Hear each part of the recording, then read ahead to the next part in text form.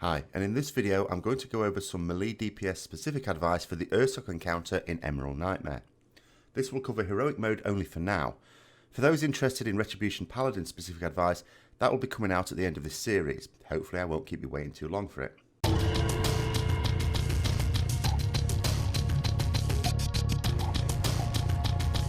So let's go through an overview of the boss to begin with.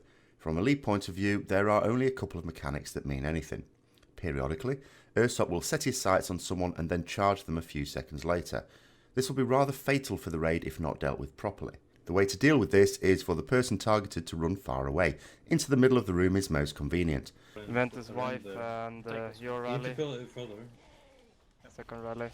And for a pre-arranged group consisting of half the DPS and healers to stand between the boss and the targeted player. The damage is shared between the affected player and everyone hopefully lives. Those who threw themselves heroically in front of the boss get a debuff called Momentum, which means that you can't take the next charge or you will die.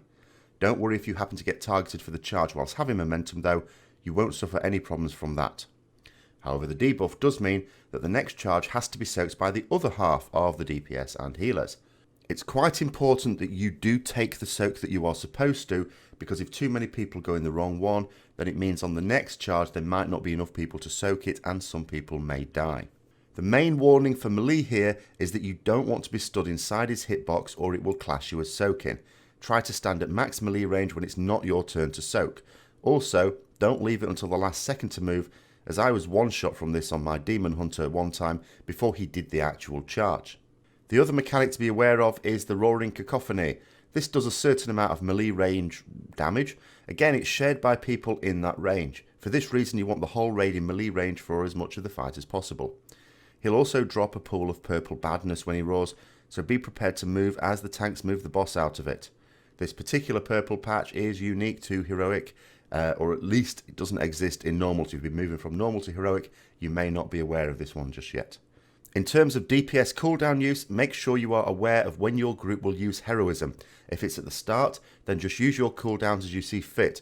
I'd suggest not using them just before a charge is about to go out, however, as it's very annoying to have your cooldowns active and then get targeted and have to run away.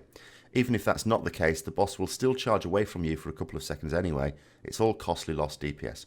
Better to do it just after a charge if delaying won't lose you a full application of the cooldown. Alternatively, your group may choose to heroism when the boss gets to about 30% and then rages. The usual pros and cons apply with this sort of fight. By delaying until 30%, you potentially shorten the most brutal part of the fight. Remember, some classes have execute mechanics still. However, if people are dead, then the overall raid benefit is lessened. In general, however, it's better to use heroism during the enrage phase, as it gets quite nasty and you have to keep faith that people will survive up until then. So that's my general advice for Melee DPS on Heroic Ursoc. As always, I hope you found it useful. If you did, don't forget to like, comment, subscribe and share. And until next time, I'll see you later.